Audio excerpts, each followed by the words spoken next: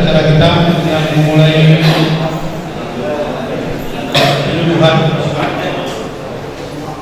Sama sekali yang kami hormati Bapak Ketua Umum Kota Dumai beserta seluruh pengurus, Bapak Lurah, semangat, Pak RT, Pak pengurus masjid, kemudian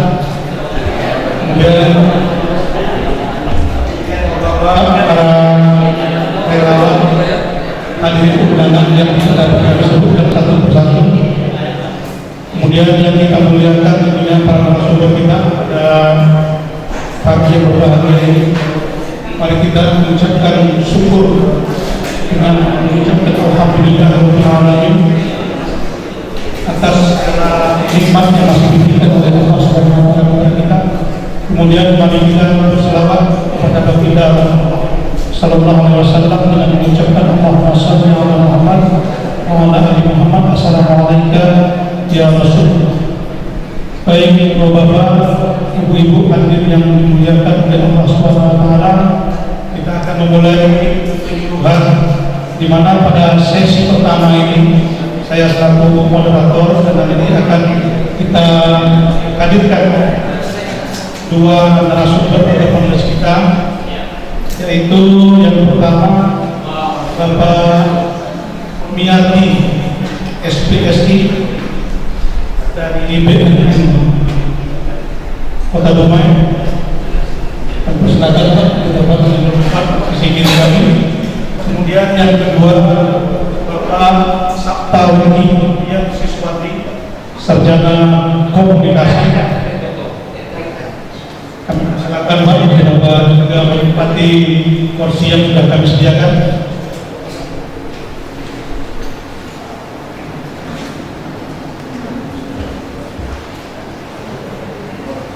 Barangkali sekedar untuk perkenalan, tentunya kalau tidak kita kenalkan kata tak sayang. Sehingga kalau tak sayang biasanya apa yang dikatakan itu tidak masuk, tapi kalau sudah sayang biasanya apa yang dikatakan itu lebih cepat masuk dan merusak ke hati kita. Pada pertama kita tadi Pak Miyati masih menganu, jadi kita perkenalan Pak Kiai Sabta Wini, dia siswandi Eskom. Beliau ini aktivis juga di bidang keagamaan, walaupun sebetulnya entah pekerjaan tak hobi ini ya. Nama beliau Sabta Wini, dia siswandi Eskom, dipanggil Sabta.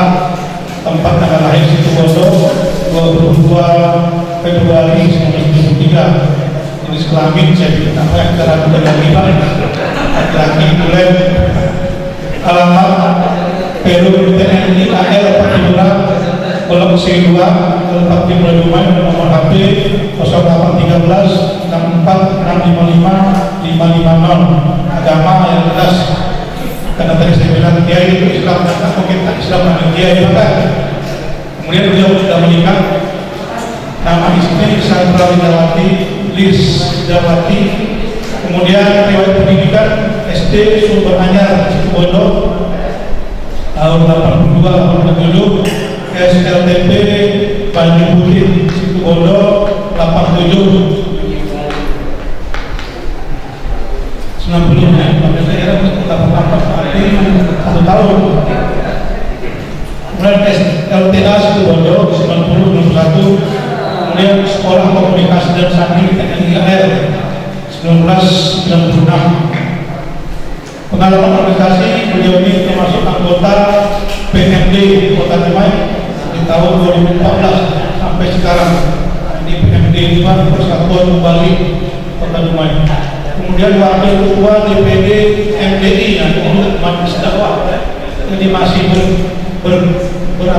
berputar di seputar bagaimana pengembangan dan pengamalan agama Islam di Kota Dumai ini.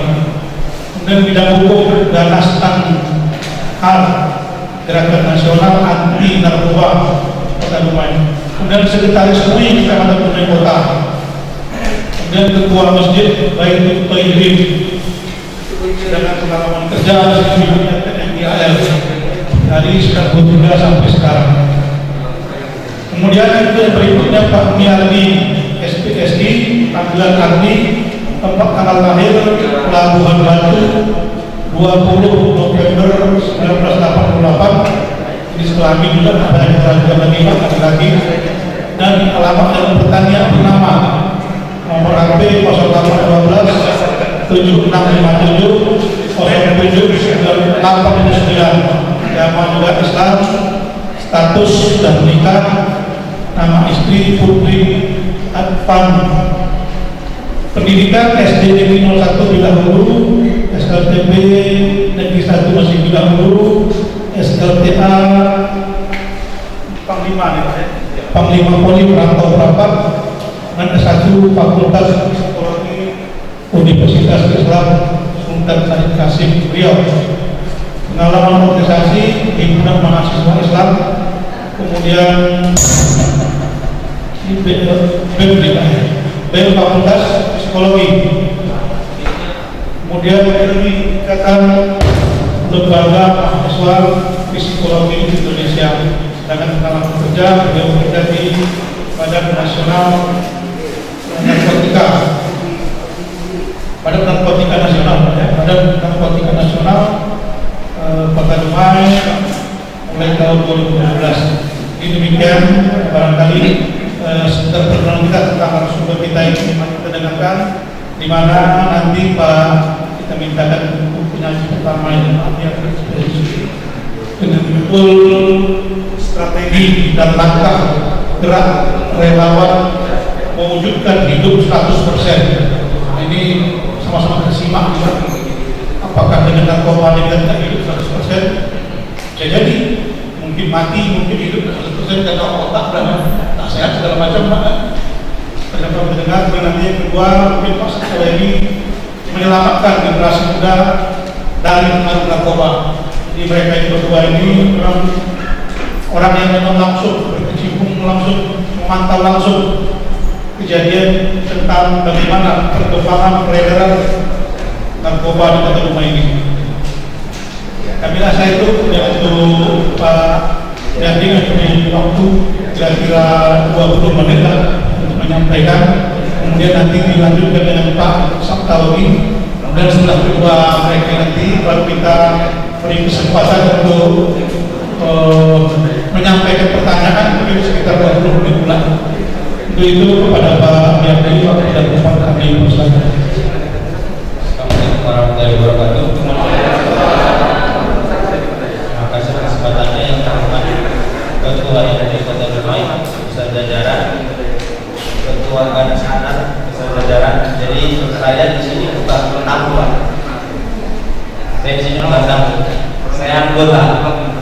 Jadi karena saya adalah anggota Ganas Anak, maka sebenarnya Ganas Anak adalah lembaga mandiri yang menyelenggarakan kegiatan sendiri dengan kekuatan personilnya sendiri. Karena Mas Sabtu juga anggota kan? Sabtu juga anggota. Saya anggota, anggota semua yang berdiri di sini anggota. Jadi ini yang diharapkan oleh pemerintah di mana masyarakat mampu bergerak secara mandiri dalam penanggulangan masalah narkoba.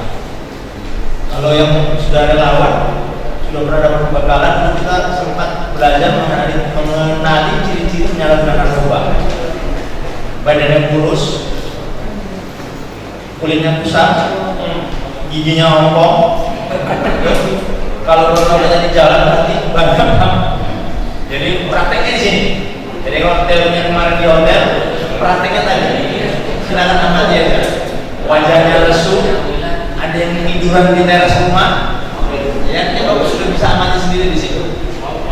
Jadi apa yang kita sampaikan dulu sudah langsung amati hari ini. Jadi kenapa mereka sampai demikian? Karena pengaruh negatif dari narkoba dan stimulannya. Kalau sabu di sini kan yang banyak sabu.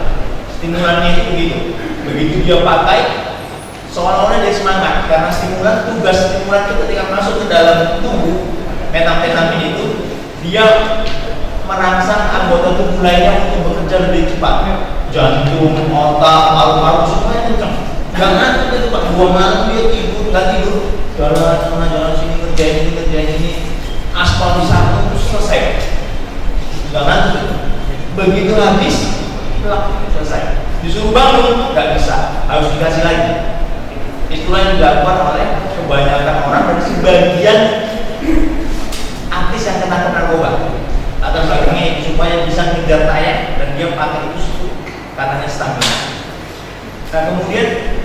urut dari situ. Di sini udah banyak ditangkap Pak ya, udah banyak ditangkap. Terima kasih untuk TNI AL sudah banyak sekali membantu dan masyarakat sangat merasakan di sini. Jadi masyarakat berterima kasih dengan TNI AL. Jadi kalau BNN datang dari TNI AL Pak, alhamdulillah. Aman. Jadi kami sangat berterima kasih, apresiasi buat seluruh personel TNI AL karena dengan dijaganya kampung ini, Dumai insya Allah aman. Dumai insya Allah aman. Dengan begitu juga kerja kita jadi semakin bisa menyempitkan. Waktu itu kita memutuskan untuk nggak jaga malam di sini Pak. Ya waktu itu sama-sama jaga malam. Kita memutuskan untuk jaga malam di sini. Kita cari siapa nih yang masuk ke sini. Akhirnya dapat beberapa orang yang dia masuk barang ke sini. Tapi apakah selesai? Enggak Pak. Karena dengan ditangkapnya si inisial O misalnya, tangkap inisial O, barang buktinya 1 ton, biasanya dia masuk ke sini. Yang lain langsung baca pasar, si O udah masuk cuy, masuk kita. Nggak berhenti sampai di situ. Ditangkap 1, tumbuh 3 itu Pak, tumbuh 3. Kemudian inisial siapa Pak yang ditembak, tapi bisa kabur. RC lah, misalnya RC. Tembak, kena kakinya bisa kabur. Itu sengaja kami kejar Pak, karena dikejar itu barang bukti nggak ada. Nah, biar aja dia luka. Tapi udah kenapa sekarang Pak? Kalau masih nampak tuh, nah kita sikat lagi. Masih ada Pak? Masih ada Pak. Masih ada. Mudah-mudahan nanti. Jadi BNN itu bekerja untuk menanggulangi P4GN, pencegahan dan pemberantasan penyalahgunaan dan peredaran gelap narkotika dan prekursornya. Narkotika itu bahan baku dari pembuatan narkotika tersebut. Kalau dia adalah penyalahguna, maka yang dilakukan adalah rehabilitasi. Nah ini ada skemanya Pak. Nanti kita akan buka. Saya langsung ke situ aja karena nanti bahan pertanyaannya pasti itu. Saya sudah yakin. Pak si Anu ditangkap kok dilepasin? Si Anu ditangkap kok di penjara Pak? Nunung rehat, si Anu di penjara. Kira-kira begitu Pak ya. Kita langsung masuk ke nanti kita akan ke depan Pak. Dari belakang kita ulas. Ada surat edaran Mahkamah Agung Pak tentang batasan barang bukti. Ini juga pintu masuknya dari sini. Ini pintu masuk penyelundupan narkoba. Ini data nasional Pak dihimpun oleh BNN. Nama yang paling mencolok buat kita di provinsi Riau di sini Pak. Nah ini kampung kita nih Pak. Kampung kita. Udah bernama apa Pak? Di sini. Udah bernama. Ini merah itu. Nah ini dia. Ini nih ada namanya Golden Peacock, Golden Transit juga di Myanmar, Laos dan Kamboja kalau nggak salah. Di daerah sini deh. Nah itu jalurnya ke Cina, Asia Selatan. Masih dari situ. Yang masuk ke sini itu masih dari sini, dari segitiga itu. Di Thailand sebenarnya mereka sudah buat desain alternatif di platform. Jadi mereka yang dulunya menanam opium sekarang sudah dialihkan menjadi menanam tanaman produktif. Itu yang dilakukan BNN di Aceh. Itu juga yang coba kita adopsi untuk kampung ini. Jadi mereka yang katanya, Pak kami itu mau masuk kami Pak, untuk orang sekolah Pak. Ada Pak? Ada Pak. Ibu sebelah sana Pak. Gak apa-apa dengar kan? Ibu sebelah sana Pak. Kalau kita masuk keluar ada apa ya kayak gitu Pak. Jangan harap bisa keluar dengan mulus. Kalau udah masuk, jangan harap bisa keluar dengan mulus. Disiram air baterai yang buatan kita pernah sih. Yang masih ada anak gangguan jiwa, disiram air baterai. Jadi air baterai itu sengaja disiapkan di depan rumah. Kalau terjadi apa-apa, yang di dalam lagi ngepack itu bisa dibaskan kainnya yang ada barang itu supaya jauh air. Yang di depan menghalangi pakai air baterai. Gitu yang terjadi. Ibu, PR kita di kampung ini Pak, nggak jauh-jauh. Dan kita masukin apa sih motivasi mereka begitu? Katanya cari uang masuk 100-200 ribu. Oke, kita adopsi yang di sana tadi. Kita alihkan pekerjaan mereka jadi lebih produktif. Kita bawa pertambangan sini. Buat sablon, ya Pak ya. Alhamdulillah sudah masuk. Ada kampung kami juga ya. Sama-sama kita selesaikan kampung ini. Buat PPUB dikasih perlengkapannya, tinggal produksi. Saya juga iklankan kemana-mana, tapi nggak bocor ke kali, Pak. Mohon maaf, Pak. Saya iklankan kemana-mana, setiap jumpa pejabat siapa, saya kasih tahu situ, Pak. Saya beli secara khusus dari Laksamana ini, saya kasih kemana-mana juga pejabat, saya kasih, Pak, ini dari Kelurahan Laksamana yang kata orang dulu adalah kampung narkoba. Bapak instansinya kalau mau buat acara butuh kalau sampai penumpang ke sana. Berapa, Pak? 70.000 saya bilang, yang seperti ini yang saya bawa. Kok mahal, Pak? Yang kita jual bukan barang, Pak, kemanusiaan. Saya katakan begitu. Dan sekarang udah ada order, Pak. Kalau belum ada keterlaluan ya. Yang saya temui pejabatnya, Pak. Jadi dinas-dinas itu kalau mau buat acara punya bahan kotaknya berupa kaos, rempahnya harus ke sini, jangan ke tempat lain. Karena ini tanggung jawab kita. Termasuk tadi, Pak, yang buat edaran Mahkamah Agung. Nah ini, Pak, kalau ada seseorang tertangkap tangan membawa narkotika dari sabu misalnya, kemudian barang buktinya di bawah 1 gram, di bawah surat edaran ini, BNN akan masukkan dia ke dalam asesmen. Gak bisa kita masukkan dia langsung ke ranah hukum, sulit. PR-nya sekarang lebih dari 60% penghuni lapas adalah kasus narkoba.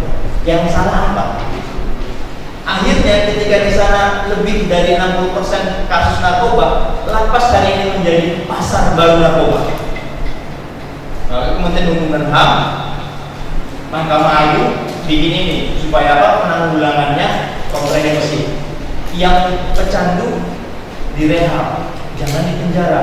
Penjara misalnya 1 tahun, dia gaul dengan bandar yang dihukum seumur hidup misalnya.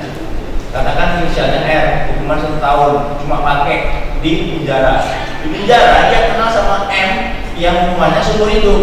Si M itu sebelum si A keluar ini dipesan, besok barang apa? Bantu-bantu yang di luar. Keluar dia berhasil berubah jadi bandar. Dia pakai kasusnya penyalahguna 3 bulan, masuk keluar, kemudian 2 minggu setelah keluar ketangkap lagi bawa 1,5 kilo, Pak. Itu mereka. Sulit, Pak. Tetapi kalau tidak di penjara juga dilema, Pak. Masyarakat kan pengennya kan biar kapok gitu. Ya, Pak, ya? Pasti gitu, Pak. Itu emosional, tapi buat kami penegakan hukum itu nggak bisa mengikuti emosional publik. Tidak bisa mengikuti emosi publik. Kita harus tetap taat kepada aturan yang berlaku. Kalau Polri bisa, Pak. Polri beberapa kasus ada yang diasesmen, ada yang mereka berani untuk meneruskannya ke jalur hukum. Tapi kalau kita nggak bisa. Saya pengalaman itu, saya ceritakan aja. Pak Lurah waktu itu kami nangkep di sini barangnya 0, berapa, Pak? 0,3. Apakah 70, Mak? 0,03 itu, 70.000. Pak Lurah jadi saksi. Di pengadilan apa katanya, Pak? BNN ini bukan kelas kalian ini kecil kali ini kan? Itu Pak, ini Pak Lurah itu sidang jadi saksi. Itu kata hakim. BNN kok tumben nangkep segini, ini bukan kelas kalian ini kan? Jadi bukan serba salah. Di satu sisi keinginan masyarakat agar dia jerak, tapi di satu sisi kami terikat dengan peraturan yang seperti ini. Ini harus bisa sama-sama kita pahami. Makanya mulai tahun depan kita punya rehabilitasi berbasis masyarakat. Jadi masyarakat membentuk lembaga rehabilitasi sendiri di sini. Besok kami akan hari Selasa kami akan undang Pak Lurah untuk video konferensi dengan pusat. Kita mau pembinaan ketahanan keluarga sekaligus dengan pasar rehabilitasi berbasis masyarakat. Nanti insya Allah kami mohon kalau program ini jadi kita akan segera menandatangani MOU dengan legal supaya sama-sama. Karena masyarakat tanpa backup nggak bisa jalan. Satu, kurang berani, betul, Pak. Pak Lurah maju, mobilnya hancur, betul kan? Tapi kalau ada Pak Sabta, ada keberanian yang tinggi, gitu kira-kira. Makanya kita semua sektor harus terlibat di sini. Ya, Pak. Isu terbarunya nanti akan muncul banyak organisasi masyarakat yang mengatasnamakan lembaga kajian, lembaga akademis, lembaga ilmiah, apalah itu yang akan masuk ke masyarakat untuk menghembuskan soal legalisasi ganja.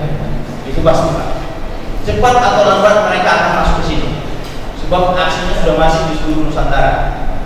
Bayangin kalau ganja legal, mereka bandingkan negara kita dengan Belanda. Di Belanda itu ada pak coffee shopnya, tempat untuk menikmati ganja. Sementara Belanda mempersiapkan mereka sekarang semenjak mereka menjajah kita. Lah kita mengikuti dia sekarang. Memperlemah pak. Bayangin bapak kalau ganja legalisasi.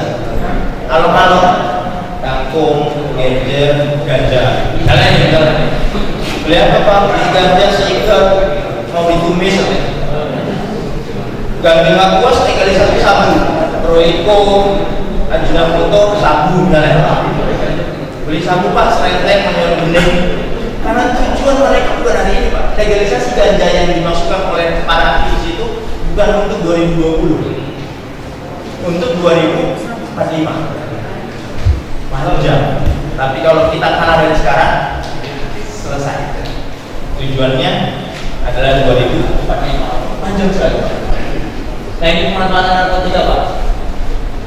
Kemarin dengar nggak pak? Ada kementerian yang menjadikan ganja sebagai tanaman binaan. Ada pak? Pagi berita dikeluarkan ini, sorenya berubah. Kementerian ini cabut aturan yang memasukkan ganja ke dalam tanaman binaan. Saya bisa kenalan kalau jadi gitu pak, kira-kira pak. Setelah kami dapat itu ternyata memang ada kajian yang kurang di sana, ada kajian yang kurang. Tapi sekarang alhamdulillah sudah dicabut. Kalau ganja itu jadi tanaman binaan, walaupun itu ketat pak, walaupun ketat, tapi kepentingan sindikat di sana sangat ketat. Makanya MOU BNN dengan KPU kan mintanya di bawah sudah. BNN harus bisa men-track record para paslon, kepala daerah untuk melihat adanya potensi narkopolitik. Jadi saya cerita Pak, ada di isu dunia ini narkoterorisme di Afghanistan, jualan narkoba untuk kepentingan aksi teror. Ada narkopolitik, jualan narkoba jadi sindikat narkoba untuk kepentingan politik. Walaupun kita sebenarnya sudah pernah lihat di Indonesia, di Sumatera Utara ada seorang anggota DPRD yang ketangkap sebagai bandar narkoba. Nah ini kekhawatiran kita. Mudah-mudahan Allah jaga rumah ini dari peristiwa-peristiwa seperti itu dan kasus seperti itu. Itu narkopolitik, narkoterorisme, bahaya sekali. Kita harus paham Pak, salah kita Pak. Kita harus telusuri benar-benar nih. Siapa yang kira-kira punya potensi ke sana? Jangan. Dan masyarakat sudah bisa berpikir sendiri. Kalau kami kan kasih data sudah cukup, kasih data ternyata bersih. Tapi masyarakat di bawah pasti punya pengandalannya sendiri, punya pemikirannya sendiri. Indonesia sudah menolak ada pembaruan data kita. Nanti kita akan coba ulas tentang 100% di Indonesia Jawa karena waktunya cuma 20 menit. Jadi stop narkoba yang selama ini kita dengungkan hari ini sudah berubah Pak. Stop narkoba udah nggak boleh. Stop narkoba hari ini sudah diganti dengan hidup 100%. Pemikirannya begini, pemuda kita terutama selalu dicekokin dengan larangan.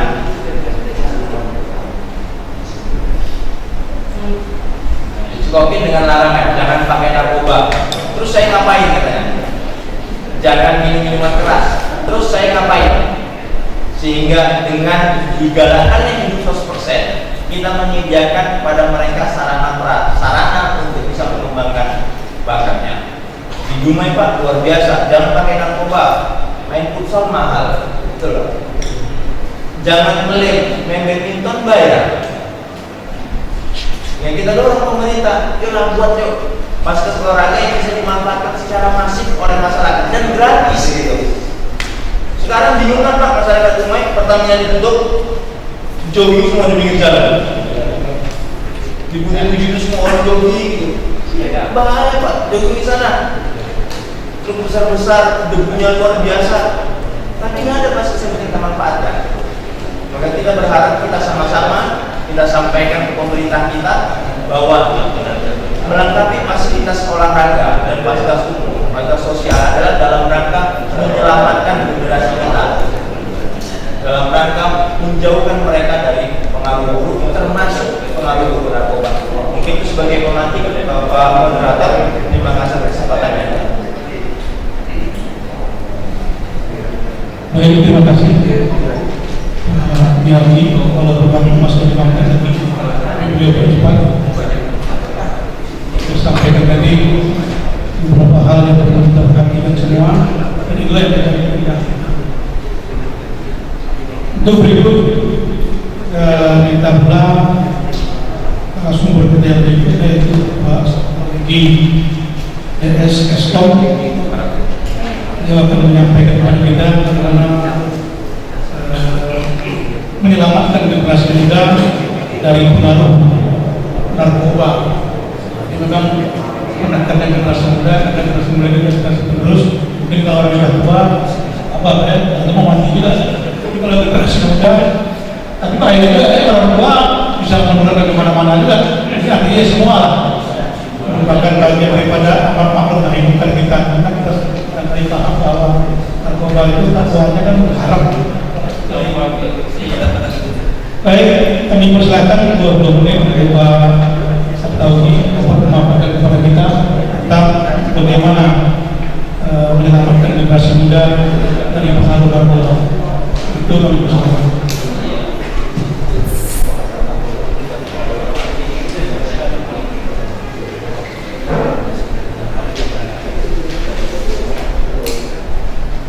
Bismillahirrahmanirrahim.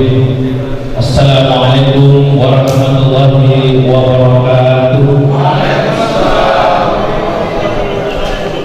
Alhamdulillahirabbil alamin. Wassalatu wassalamu ala asyrafil anbiya'i wal mursalin sayyidina Muhammadin wa ala alihi wa sahbihi rasulillahi ajmain.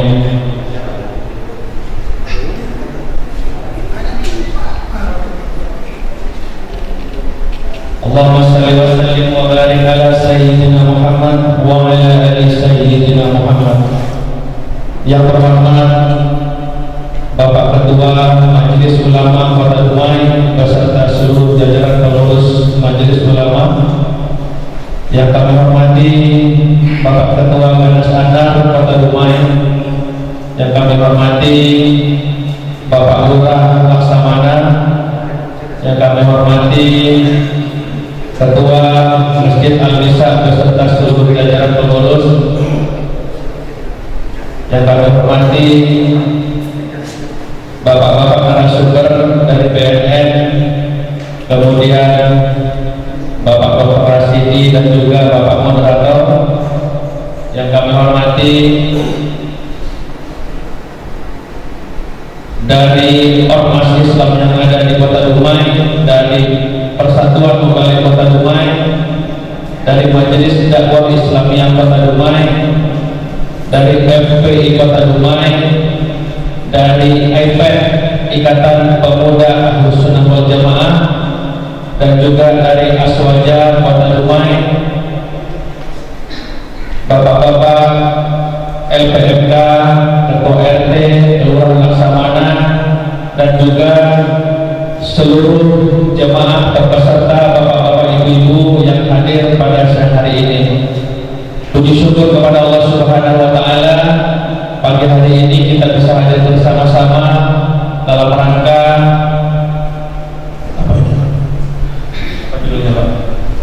penyuluhan anti narkoba Kota Dumai. Sebelum saya melangkah lebih jauh, saya sebenarnya jujur, saya masih belum tahu ini apa tugas pokok Ganas Anar Kota Dumai ini. Karena sudah ada 2 tahun ya Ganas Anar. Kemarin saya belum membaca AD dan ART-nya Ganas Anar Kota Dumai. Tapi apapun itu, ini salah satu langkah baik bagaimana Ganas Anar ini bisa memberikan kesan positif di masyarakat, bagaimana bisa berperan aktif dalam rangka pencegahan narkoba yang ada di Kota Dumai, khususnya yang ada di Kelurahan Laksamana.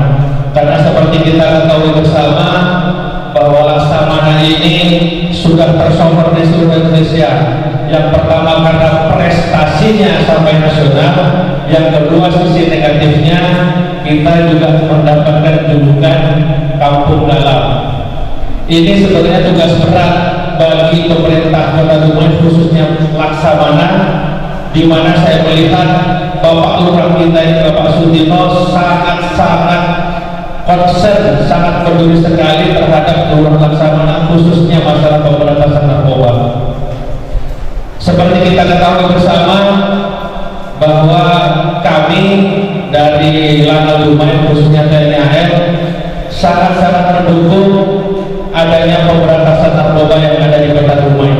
Terbukti kami sudah diperintahkan oleh komandan untuk selalu memberikan support kepada pemerintah Kelurahan Laksamana dalam hal penegakan dan pemberantasan narkoba. Kami setiap malam membantu masyarakat di sini, khususnya Pak Lurah, di posko yang sudah didirikan oleh posko Kamtibmas. Alhamdulillah sudah berdiri posko kita di Jalan Kaswari, sudah dijaga oleh beberapa personel yang sudah dimandatkan oleh Bapak Lurah. Sudah berjalan kurang lebih berapa bulan Pak Lurah? Ya, 6 bulan. Sudah berjalan kurang lebih 6 bulan. Alhamdulillah dengan adanya posko Kamtibmas ini sudah memberikan efek deterrence, kalau dalam bahasa populernya itu dampak yang sangat besar terhadap penyalahgunaan narkoba ini. Paling tidak ini mempersempit ruang gerak mereka supaya narkoba bisa berkurang atau bahkan mungkin bisa hilang dari Laksamana. Bapak Ibu yang berbahagia, kita yang menjadi masalah besar narkoba di Laksamana ini, pertama yang menjadi masalah besar, luas pantai kita ini Provinsi Riau sepanjang 2078 km. Ini panjang garis pantai Provinsi Riau. Sedangkan peredaran narkoba yang masuk ke Kota Dumai ini itu hampir 100% dari negara sebelah atau dari sebelah kita. Sedangkan aparat keamanan yang menjaga laut kita ini sangat terbatas, apalagi saat ini dukungan anggaran itu sangat-sangat minim. Kita bisa memaksimalkan upaya pemberantasan narkoba dengan cara mempersempit ruang gerak mereka, di mana aparat keamanan baik kami dari TNI AL, dari pihak kepolisian maupun BNN Kota Dumai sudah berusaha semaksimal mungkin bagaimana narkoba ini bisa kita berantas bersama-sama. Beberapa waktu yang lalu kebetulan saya juga aktif di posko Kamtibmas. Itu di HP saya ini ada datanya, sebagian besar pemakai narkoba atau pembelinya itu berumur antara 15 sampai umur 45 tahun. Dari persentase ini penggunanya itu rata-rata umur 15 sampai umur 30. Dan yang terakhir beberapa hari yang lalu saya tangkap pemakainya, barang bukti ada anak SMP. Anak SMP Pak. Kita flashback. Saya tanya Pak ya, kamu sekolah di mana? Saya tinggal di daerah M. Bapakmu kerja apa? Bapak saya pekerja honor di Pemko Dumai.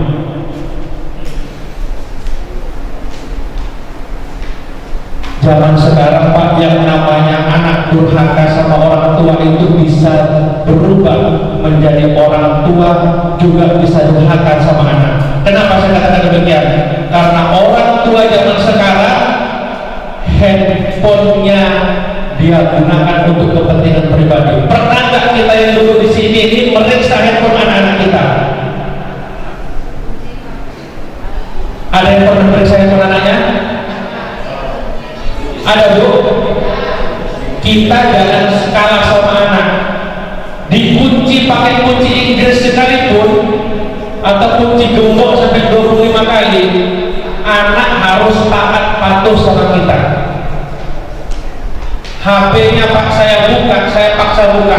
Kalau HP buka, kamu buka kuncinya, saya hancurkan di sini. Akhirnya dia buka, apa yang isi di dalamnya? Yang tidak baik yang ada di dalamnya. Ada sekitar 10 apa 15 film. Ada beberapa waktu yang lalu lagi anak SMA kelas 1. Saya tanya, bapakmu kerja di mana? Bapak saya kerja tukang las. Penghasilannya berapa sebulan?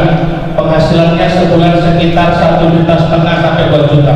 Kamu dapat duit dari mana? Minta orang tua. Yang anak SMP tadi rupanya patungan berdua anak SMA ini, Pak. Yang anak SMP 20.000, yang anak SMA 50.000, jadi 70.000. Dia beli paket hemat di sini. Ngerti paket hemat? Satu paket dibagi berdua. Ini 4 hari yang lalu, fotonya masih saya simpan. Rupanya dia minta duit sama orang tuanya 50.000 untuk membeli paket daring. Beli paket daring sekolah. Yang dia belikan hanya 30.000, 20.000-nya dia simpan untuk beli narkoba sabu di sini. Pernah nggak kita peduli sama anak kita? Kemana mereka pergi, dengan siapa dia pergi? Ini PR besar bagi kita, Pak. Jangan kita merasa orang tua sudah alim, kita sudah baik, kita sudah banyak bergaul dengan pejabat, sudah banyak memberikan pengaruh sama orang lain, tapi terhadap keluarga kita sendiri kita tidak pernah mengetahuinya. Dakwah silakan dakwah luar, silakan kita memberikan tausiah kepada orang lain di luar, tapi keluarga kita pernah memberikan pelajaran tausiah. Ini maaf, ini harus saya sampaikan. Meskipun ini berat dan pahit, tapi ini adalah kenyataan dan realita di lapangan. Ada juga beberapa waktu yang lalu, selama Ramadan, ya Pak Lurah ya, selama Ramadan kami beserta warga masyarakat di sini menangkap kurang lebih 31 orang pemakai narkoba. Yang paling miris adalah istrinya sudah hamil sekitar 9 bulan. Dan alhamdulillah dari beberapa yang kita tangkap, kita serahkan ke pihak kepolisian dan juga kita serahkan ke pihak BNN untuk penyelesaiannya. Kami tidak tahu bagaimana lanjutannya. Jelas tugas kami adalah memberikan support dan dukungan kepada warga masyarakat, khususnya Kelurahan Laksamana, bagaimana bisa menciptakan Kelurahan Laksamana ini bisa terbebas dari peredaran narkoba. Waktu saya masih 15 menit, 10 menit lagi. Hah? Selanjutnya, apa langkah-langkah yang harus kita lakukan? Bagaimana kita bisa mempersempit ruang gerak ataupun bisa menghapuskan narkoba dari Kelurahan Laksamana? Dari saya, mungkin ada 2 poin yang perlu kita tidak lanjuti bagaimana supaya narkoba bisa habis di Kelurahan Laksamana. Yang pertama, masalah ekonomi. Ini yang menjadi faktor utama orang bisa terjebak ke dalam peredaran narkoba. Kenapa bisa masuk ke dalam lingkungan narkoba? Yang pertama, karena duit narkoba ini sangat manis. Ketika seseorang ini memiliki ekonomi lemah, ada orang yang menawarkan, ini jualkan barang, kamu dapat sekian. Situasi ekonomi di dunia saat ini sudah sangat jauh menurun, apalagi dengan adanya COVID-19. Saat ini ekonomi masyarakat begitu sangat jatuh. Aktivitas kita sudah sangat terbatas. Apalagi mohon maaf, kita saat ini Pak sudah banyak positif yang ada di kota narkoba. Ini kita duduk bersebelah-sebelahan ini Pak. Apakah boleh Pak Ketua? Social distancing katanya. Tapi sudah. Yang jelas mudah-mudahan kita semua yang hadir di sini akan diberikan kesehatan oleh Allah Subhanahu wa taala. Mudah-mudahan kita dijauhkan dari penyakit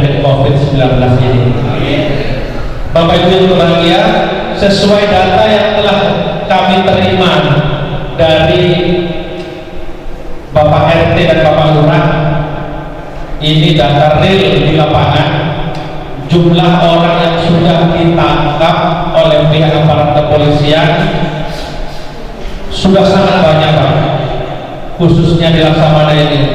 Ini mulai data tahun 2015 sampai 2018 sudah 15 orang, dan mayoritas ini berumur antara 15 sampai 40 tahun memang ini.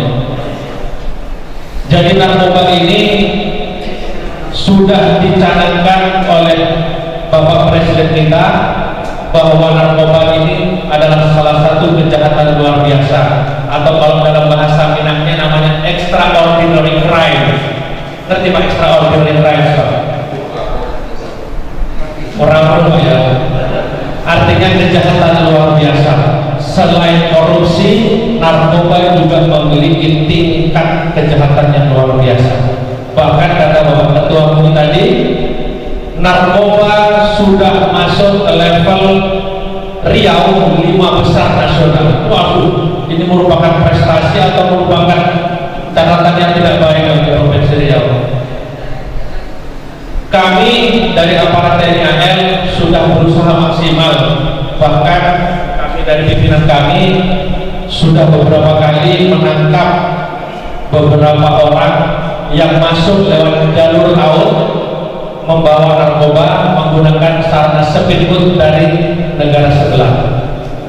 Ini adalah upaya maksimal dari kami TNI AL bagaimana peredaran narkoba di Kota Dumai ini kalau bisa kita habiskan atau kita hilangkan, sehingga kami beserta aparat yang lain betul-betul bersinergi bagaimana ke depan ini Dumai bisa memiliki ranking atau prestasi hilangnya narkoba bisa semakin menghilang dan menjauh dari Riau, khususnya Kota Dumai.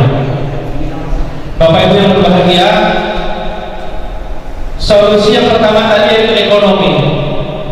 Ekonomi ini bagaimana pemerintah Kelurahan Laksamana sudah maksimal dalam memberikan penyuluhan dan kesadaran masyarakat seperti yang sudah disampaikan tadi oleh Bapak Miardi, bahwa Kelurahan Laksamana sudah memberikan stimulus ekonomi kepada warga masyarakat dengan jalan memberikan bantuan berupa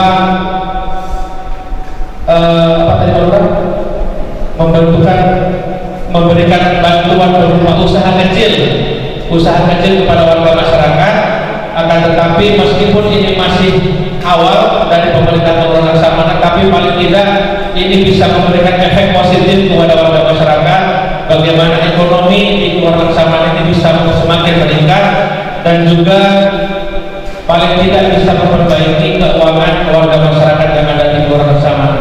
Akan tetapi kendalanya di lapangan, jika pendapatan dari hasil penjualan narkoba ini lebih besar daripada usaha kecil yang telah diberikan, maka sangat sulit sekali mereka akan beralih kepada usaha kecil yang telah diberikan oleh pemerintah. Ini tantangan besar bagi kita, dan ini adalah PR bagi pemerintah, bagaimana kita ini betul-betul ekonomi usaha kecil menengah yang telah diprogramkan oleh pemerintah bisa menyentuh masyarakat secara keseluruhan.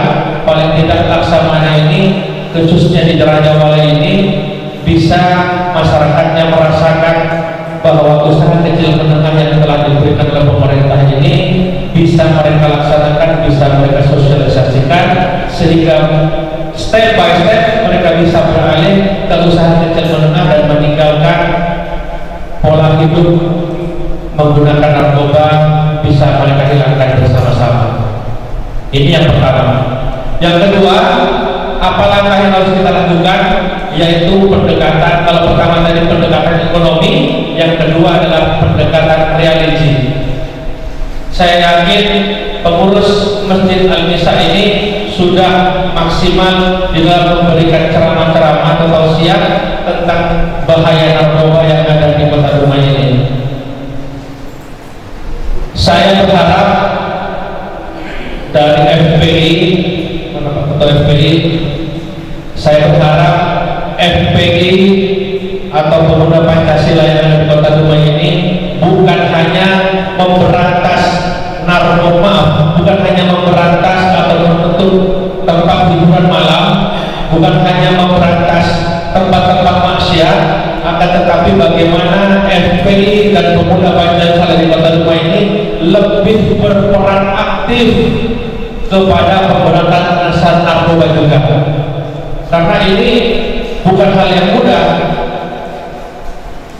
Ini juga merupakan salah satu amar ma'ruf nahi munkar yang harus bersama-sama. Mari kita bersinergi, seluruh ormas Islam yang ada di Kota Dumai, mari kita bersama-sama bagaimana upaya kita supaya narkoba ini bisa hilang dari bumi lancar kuning kita, yaitu bumi Dumai yang kita cintai bersama ini. Bapak Ibu yang berbahagia, faktor-faktor lain dari segi religi yang pertama yang harus kita lakukan, bagaimana di dalam rumah tangga kita ini bisa kita menguatkan akidah di dalam rumah tangga kita. Bagaimana sih caranya menguatkan akidah? Ar-rijalu qawwamuna 'alan nisa. Laki-laki adalah pemimpin di dalam rumah tangga. Kita sebagai laki-laki memiliki tanggung jawab besar di dalam keluarga kita. Saat ini kita sudah jauh dari Al-Quran. Mari kita introspeksi diri kita masing-masing dalam 24 jam waktu yang telah Allah berikan kepada kita. Lebih banyak mana kita memegang Al-Quran atau memegang HP? Saya mengimbau kepada seluruh jemaah yang ada di sini, setelah sholat maghrib berjemaah, kita matikan HP kita matikan TV kita, mari kita ajak keluarga kita membuka Al-Quran, baca Al-Quran bersama-sama di rumah kita masing-masing. Mari kita bumikan Al-Quran di rumah kita, supaya apa? Supaya rumah tangga kita menjadi rumah tangga yang bahagia, rumah tangga yang sakinah mawaddah warahmah. Kenapa? Karena selama ini sangat jarang sekali di setiap rumah itu ada lantunan Al-Quran. Terlebih lagi ketika subuh. Yang hadir di sini kira-kira setelah sholat subuh berjemaah, berapa orang yang sudah membaca Al-Quran? Kalau saya persentase mungkin hanya 10 orang yang baca Al-Quran di sini. Tapi mudah-mudahan semuanya baca Al-Quran setiap sholat subuh. Karena saya perhatikan di sini wajah-wajah yang hadir di sini wajah surga semua nampaknya. Mudah-mudahan ya, amin. Kok sedikit kali yang baca amin namanya? Tak mau masuk surga namanya. Saya doakan semuanya kita hadir di sini akan menjadi calon-calon penghuni surganya Allah Subhanahu wa taala. Bapak Ibu yang berbahagia, itu saja dari kami sebagai pembuka. Kurang lebihnya mohon maaf. Wabillahi taufiq wal hidayah. Assalamualaikum warahmatullahi wabarakatuh. Waalaikumsalam warahmatullahi wabarakatuh. Terima kasih Tawagi telah mempertemukan kita. Ini dari paparan tadi memang kita sangat miris mendengarkan. Mungkin bagi kita yang tidak pernah menghadapi dan mendengar, seolah ceritanya memang tidak ada.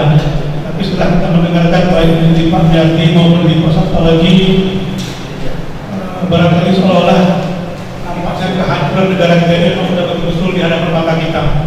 Di mana tadi paparkan yang bisa saya tangkap dari apa yang disampaikan Pak Yati tadi, bahwa masyarakat sebagai penjual atau pengedar itu tidak hanya menganggap perbuatan mereka itu sesuatu yang terlarang, baik terlarang bagi negara maupun dilarang oleh agama.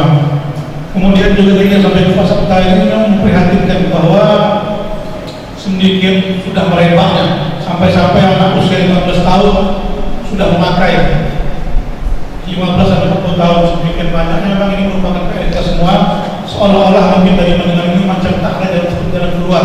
Tapi kita harus yakin bahwa dengan kebersamaan semua pihak, sebagaimana disampaikan juga dari pihak MUI, pihak masyarakat, pihak relawan dan lain-lain, mudah-mudahan krisis ini dapat kita lalui dan kita dapat keluar sehingga dapat menjadi negara yang modern dan baik. Kita beri kesempatan untuk dua yang penanya lah sebut dengan berhenti pada siapa pertanyaan yang diajukan dan pada Pak Sakta dan pada Pak Yandi. Ini bukan apa namanya bangku, dan setelah ini masih ada satu bulan lagi, para sumber lagi itu Pak Dr. Rosi. Jadi ingat tadi disampaikan juga bahwa kita usahakan selesai sebelum terima kasih. Jadi kita selesaikan begitu pas sholat zuhur. Baik, silakan kedua, silakan Pak Jasmizan. Kemudian yang kedua masih ada atau kita mulai dulu ya, silakan Pak Jamin, kita mulai dulu.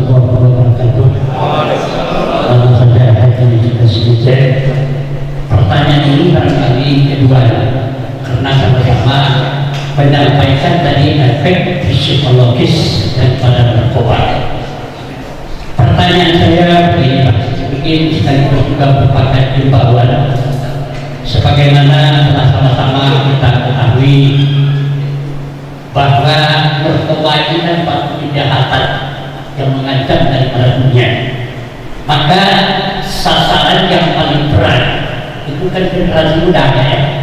Kalau kita lihat dari 94% itu adalah generasi muda yang banyak terjerat oleh masalah narkoba ini. Maka oleh karena itu perlu kita mengantisipasi bagaimana supaya generasi kita ini tidak terkena oleh ranjau-ranjau malam ini. Jadi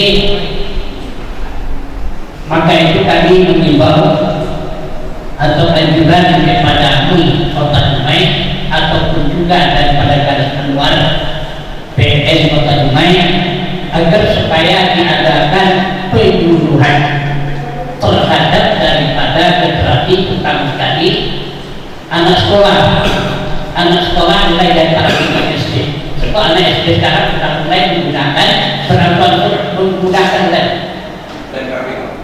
lecet kabel Pak. Saya kadang-kadang di rumah malam-malam datang lecet kabel kelapa dan sepeda. Tak mungkin tengah malam untuk nempel sepeda ya. Minta plastik. Rupanya digunakan untuk menisap daripada set. Dan begitu juga sampai pada perguruan tinggi.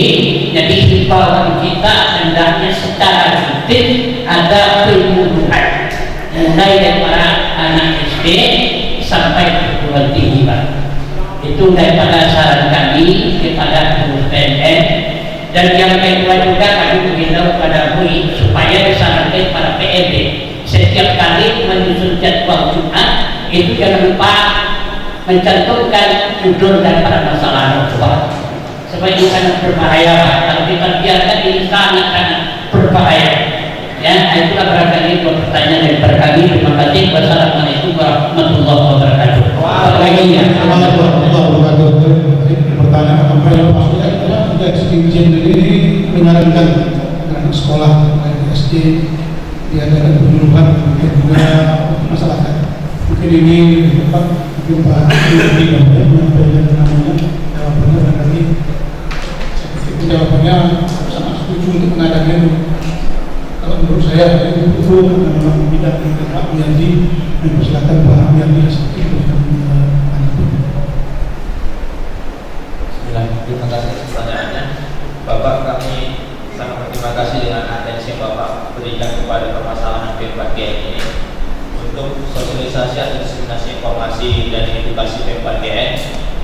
Memang BNN punya keterbatasan dalam hal satu personil, dua anggaran. Jadi kita memang sudah berupaya menjangkau semua sekolah dari mulai SD sampai SMA. Bahkan saya tahun ini pembentukan relawan itu makan bubur Pak, dari MTS tahun lalu 2019 dari MTS 2, kemudian SMA 3 sama SMA 4 makan bubur dari pinggir, karena kita yakini di pinggir sana seperti di SMA 4 mereka punya kelas jauh hampir 400 orang yang mereka tidak tahu bahwa ternyata di bagian besar sana banyak orang panen sawit pakai sabu supaya kuat katanya. Panen sawit pakai sabu, gajinya 150.000, beli sabu 70.000, tinggal separuh Pak. Iya. Jadi upaya itu memang sudah kita lakukan dan kami minta masyarakat juga bisa melakukan ini untuk melakukan ini. Garis Anak program apa? silakan Pak, kami mohon dari sana bisa masuk ke sekolah-sekolah, terutama pada masa rohis misalnya. Nanti setelah pandemi, kalau sekarang diusir gitu Pak, nanti setelah pandemi kita bisa masuk di masa-masa rohis. Bahannya bisa minta ke BNN, saya kasih. Kita terbuka Pak, BNN tidak ada bahan materi yang disembunyikan. Seperti hari ini saya masukkan ke grup peserta kan, jadi peserta yang datang hari ini yang masuk ke grup, saya share sama-sama video-videonya sama sopo jarwonya yang bisa digunakan untuk sosialisasi di SD. Silakan Bapak masyarakat boleh sampaikan. Kalau nggak pede, baru telepon saya. Pak, saya nggak sanggup Pak. Bapak datang ke sini. Nah, saya kan datang Pak. Dan kami tidak pernah minta apa-apa Pak. Masyarakat kadang begitu salahnya. Pak, kalau tentang BNN berapa Pak? Insya Allah. Tapi nggak pernah minta apa-apa Pak. Saya sudah dibayar negara ke Batu Tritit, ke mana-mana sampai ke Kampung Baru. Berapa Pak? Ya sama-sama. Mau malam juga bisa sambil wirid. Pak Lurah undangnya malam terus Pak. Malam. Kenapa Pak? Bapak punya pemerintahan. Pak Medi ngomongin narkoba di pemerintahan kami. Yuk. Malam apa? Malam Jumat boleh, malam Minggu boleh, malam apa aja boleh. Jadi kami harapkan Bapak punya peran serta yang aktif. Kalau nggak pede, undang kami. Kalau butuh dukungan apapun, sampaikan kepada kami. Kita sama-sama carikan jalan keluar. Pak, butuh snack Pak. Makanya Pak, pas spirit nggak boleh snack. Pas spirit nggak boleh snack. Butuh lain-lain, fokus apa segala macam yang kita sama-sama carikan. Yang penting informasi itu sampai kepada masyarakat. Dan Bapak yang bertanya soal pemberantasan di Batu Tritit, terima kasih Pak.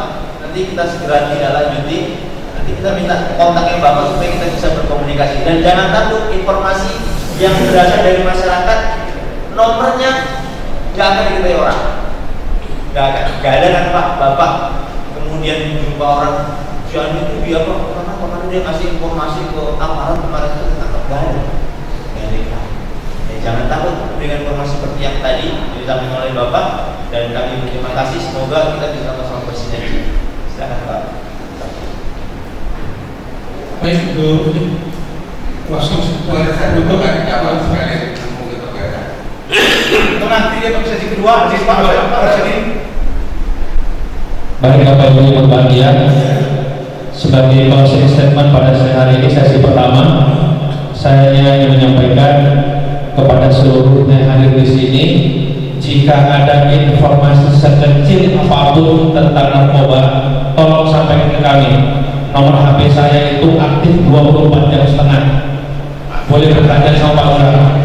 Jam berapa saja silakan hubungi saya. Kalau ada masalah pemberantasan narkoba, alat penerangan narkoba, silakan hubungi kami. Kami akan selalu bersinergi dengan BNN dan pihak aparat kepolisian yang di Kota Dumai. Tujuannya apa? Mari kita bersinergi, mari kita bersatu padu supaya Dumai ini benar-benar bersih dari yang namanya peredaran narkoba. Meskipun orang di luar sana, para pecandu, para pemakai dan para bandar melihat kita ini hanya sebelah mata, hanya acara seperti itu tak ada dampak. Silakan. Tapi kita harus punya kesimpulan, harus punya satu kata tekad bahwa acara workshop ini harus bisa memberikan output, harus bisa memberikan kesimpulan, harus bisa memberikan masukan kepada pemerintah bagaimana narkoba ini benar-benar bisa kita hilangkan dari Kota Dumai. Itu saja dari kami, kurang lebihnya mohon maaf. Assalamualaikum warahmatullahi wabarakatuh. Terima kasih kepada narasumber kita semua, dan dari apa yang dipaparkan, saya berharap bahwa kita lebih merasa bertanggung jawab atas pencegahan narkoba ini dengan aksi nyata yang bisa dilakukan sesuai dengan kemampuan yang ada pada kita. Mari kita terus bergerak, jangan berhenti.